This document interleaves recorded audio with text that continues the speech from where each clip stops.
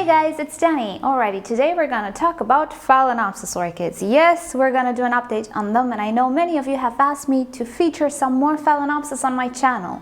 Well, it's not that I don't want to, but in my opinion, there isn't much to show. As you will see, they're just a bunch of leaves, and pretty much that's it. You might be asking yourselves why, because it is the season when everybody spikes. Yeah, not for me.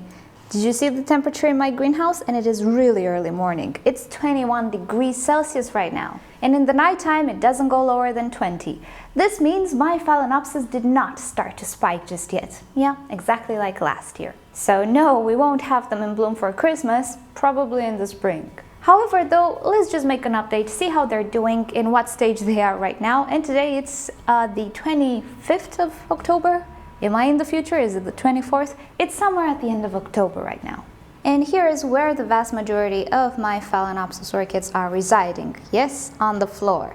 And somebody actually asked me why I'm keeping my Phalaenopsis on the floor. Not sure if the person was appalled by the thought, or they genuinely wondered if there's a real reason for me keeping them on the floor. Well, there is a reason. I'm hoping that down there temperatures are lower because I have a tile floor, which keeps the temperatures a little bit cooler.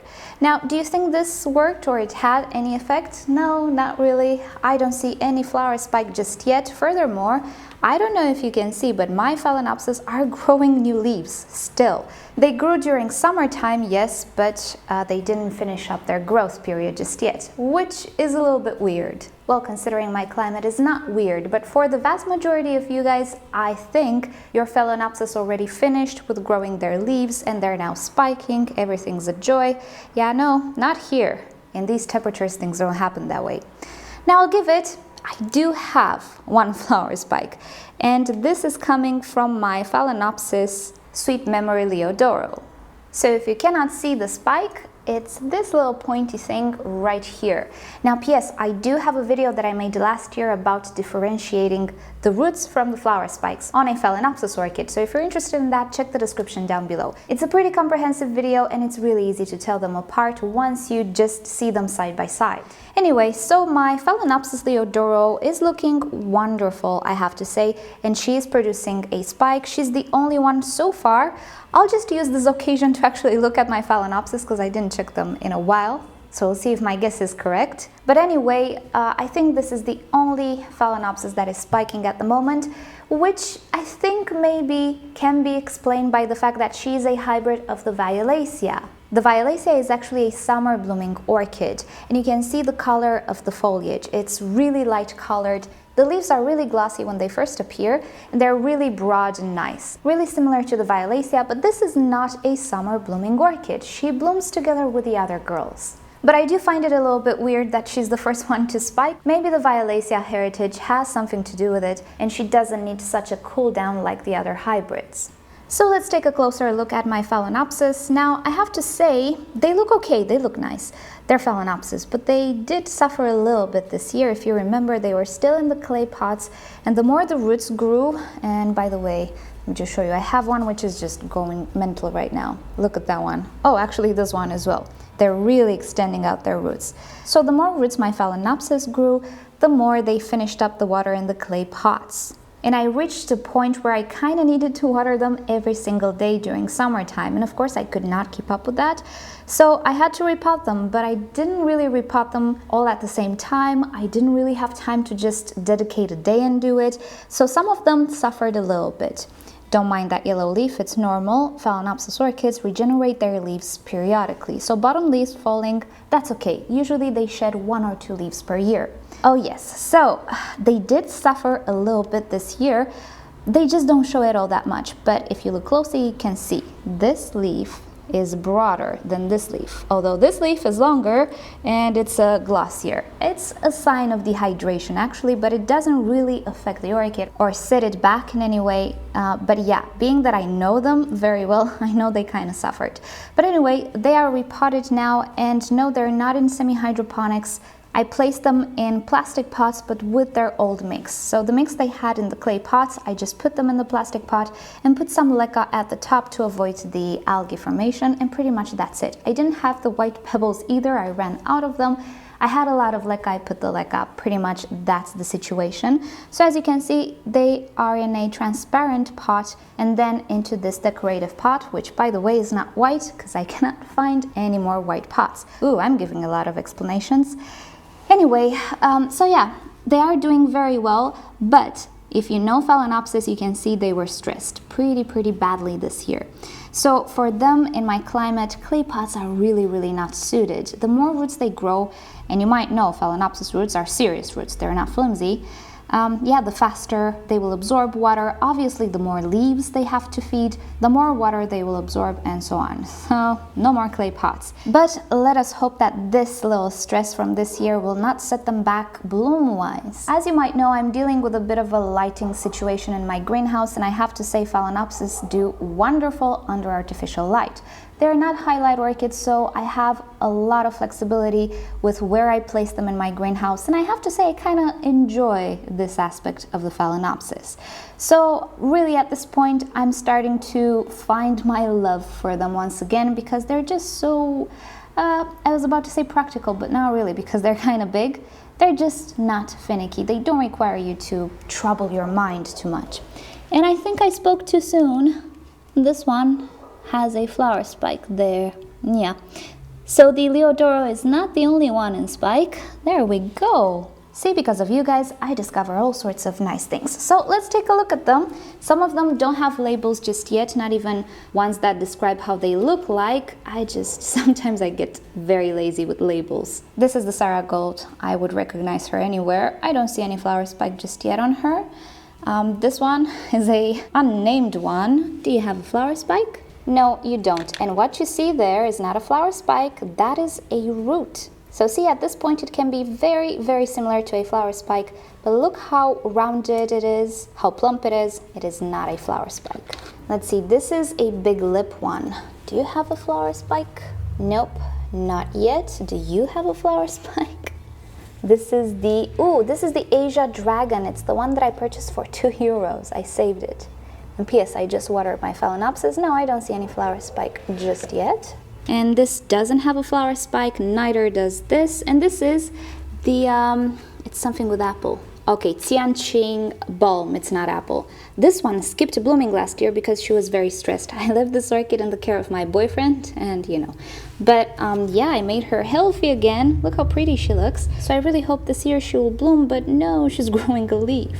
We have some more unnamed beauties here, and this one doesn't have a spike just yet. You can see a little nub in there. That's a root next to an old flower spike. And this one, no, I don't see any flower spikes just yet on this one either. Now in the back there, this is interesting. This is a Phalaenopsis that I purchased. Yes, I ordered from eBay. Well, it should be a special one. Now this one, if you remember, it arrived to me with the very oily leaves, and I tried to save them. I couldn't. I'll link it down below to the video. But I did manage to save some of the older leaves, as you can see. And what do you think this orchid did? Yes, she started to grow a formation which I think is a keiki actually, or a new crown from here. Now this was the old crown, and the leaves just pushed their way up, and there we go. Now the leaves started from one side. I will show you this orchid in a different video. Oh, here we go. So this is why I'm saying it's a keiki. It started from here. This is a little stem. And then it made its way into the crown. It completely pushed the older leaf remains, and there we go. We have a new crown. And if I'm not mistaken, what is that? Yeah, it's a flower spike. I'm really happy about this one. It should be a fragrant Phalaenopsis. Now here in the shelves we have a few more Phals that are just sitting here because I'm not entirely sure where to place them just yet. I'm rearranging kind of my greenhouse. I'm not done just yet. I've been kind of focusing on filming some other things as well for the second channel. And to be honest, I did this because I absolutely needed a break from the greenhouse. It's not a bad thing, but ever since the thing last summer with the Hoya falling over and everything, I got a little bit fed up. Ever since then, I started to rearrange things in my greenhouse. I purchased this shelf that I really like. Everything has been going in a very positive direction in the greenhouse, but I got tired, and not physically tired, but mentally tired of doing the very same thing every day, every day. I'm the type of person who doesn't really enjoy routine all that much. I like certain types of routine, but not all of them.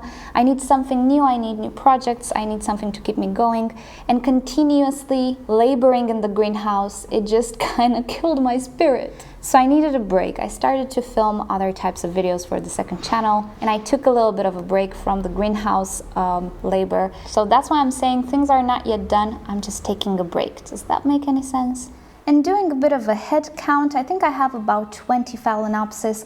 Oh, I totally forgot the mini Phalaenopsis. So I have quite a few complex hybrids Phals. So making an update on each and every one of them, you know, it will take forever, and as you can see, there's nothing much going on. I don't think they're very interesting. Yes, they're growing roots, and the roots are really nice. I really like Phalaenopsis roots actually more than the leaves. And some of them are producing flower spikes, but you know, it's pretty much the same image no matter what Phalaenopsis I'm gonna show you. So until they start to produce flower spikes and flowers, really with Phals, that's the drawback. They're just so easy to care for, but they're a little bit boring when they're not doing anything, meaning when they're growing leaves and roots. And P.S. with the Phalaenopsis that are just growing leaves right now, what do you think will happen? Well, I'll tell you what happened last year as well. The leaves will just pause. They will remain at a certain size. The orchid will create her flowers and her flower spikes.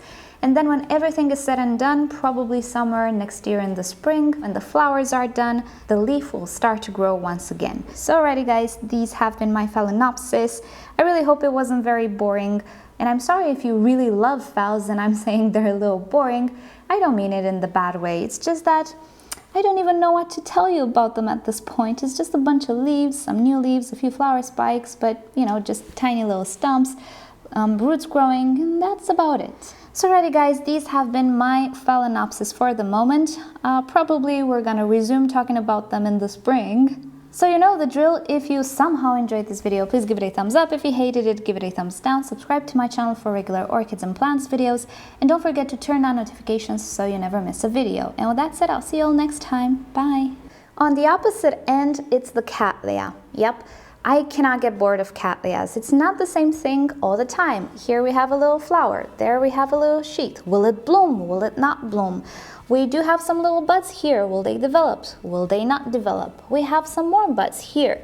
Is it normal? Do they need a sheath? Do they not need a sheath? What is up with that big sheath over there? How will the flowers look like? Oh my goodness, and so on. So for me, Cattleyas, no, they're anything but boring. Problem with Cattleyas, they really don't produce as many blooms as Phalaenopsis do, and they also don't last as long as Phalaenopsis. However, though, some Cattleyas can produce multiple blooms per year, and especially with the intergenerics. I'm not even going to say hybrids, because Phalaenopsis complex hybrids, they're not intergenerics, most of them. Cattleyas, though, oh my, you can have Sophronitis, you can have Epidendrums, or Schomburgkias, or quite a few different genera combined into them to give certain and unique behaviors and flowers and all of that. So yeah, Cattleyas, oh no, I never get bored of them. Oh, I just saw this. We have buds in this sheath. So there you go. There's always something new to see with the Cattleyas. Downside is the flowers really don't last long. So at this point you need to choose what you would prefer best. Guaranteed beautiful display of cascading blooms, or a bit of fun during the year, a little suspense, but smaller bloom count and less blooming time.